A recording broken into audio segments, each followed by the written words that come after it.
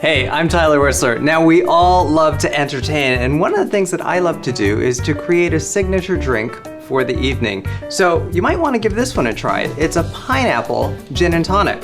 We're gonna start off with pineapple juice. Gonna do 1 part pineapple juice,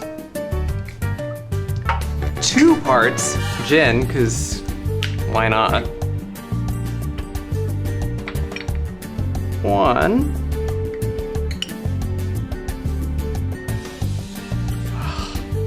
It's getting good. We're gonna do half a lime. Just squeeze that in. Just gives it a little bit of a citrus kick. And then we're gonna top that off with tonic water.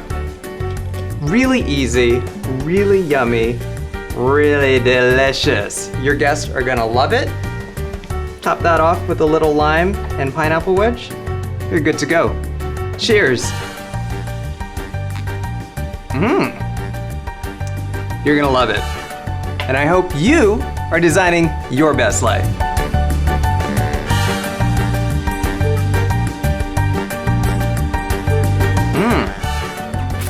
Cheers to that. Is it actually good?